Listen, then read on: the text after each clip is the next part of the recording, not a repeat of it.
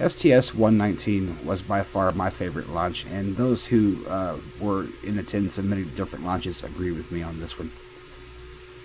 Just beautiful. For 24 of 135 launches, I was a huge fan of the shuttle program. At an average of about once every 2.5 months, NASA put Columbia, Challenger, and Discovery to space again and again, and brought the crews home safely from what was becoming a routine access to low Earth orbit. And liftoff of the 25th Space Shuttle mission, and it has cleared the tower. And then came Flight 25. Roger, roll, Challenger. Good roll program confirmed. Challenger now heading downrange.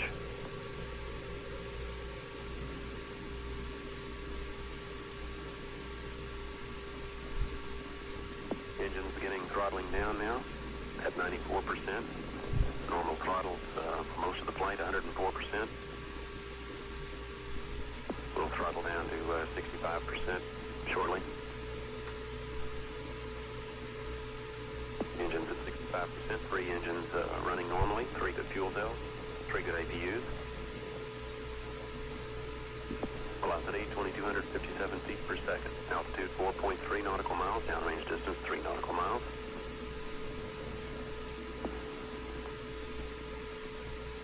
Engines throttling up. 3 engines now at 104%. Challenger, go at throttle up. Challenger, go at throttle up. 1 minute 15 seconds. Velocity 2,900 feet per second. Altitude 9 nautical miles. Downrange distance 7 nautical miles. After Challenger's loss, it was clear to my DoD and many commercial customers that the shuttle could no longer be trusted as a viable launch option. Left with few remaining partners, NASA chose not to ground the inherently dangerous shuttle design. Orange pressure suits that were never designed for the cockpit controls became NASA's solution.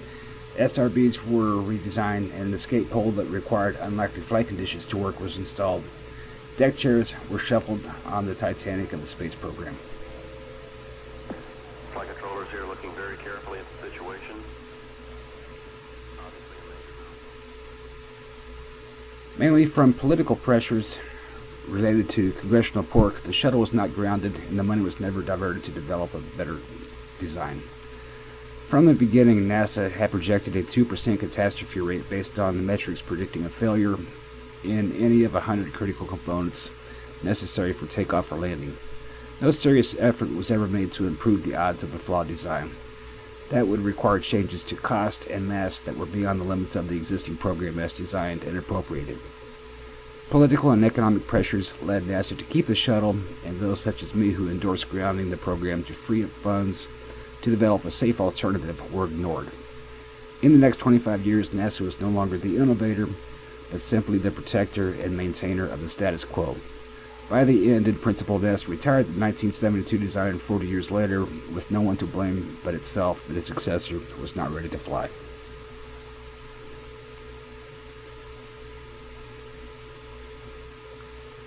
I have a whole lot of good things to say, and quite a few bad actually to say about KSC, but almost nothing but criticism for NASA's chosen vendor to run the visitor center there, Delaware North. I'll save that story for another day. All fueled up with nowhere to go on most flights, NASA attempted to revitalize the program by answering the question, shuttle to where? Most remaining flights in the program served to launch and assemble an international station in space, ISS, or ISS as it's more commonly called. After Columbia was lost, justification was again found to keep the flawed shuttle in operation by meeting international commitments to get the rest of the modules up there at any cost. The follow-on program, the Ares Orion constellation, was fatal in designing cost, or as we say here on Earth, DOA. The ISS will, if all goes well, remain in orbit for another decade or so until we'll have it come down in the biggest fireball since Gene Simmons first took to the stage, hopefully in a controlled crash over the Pacific.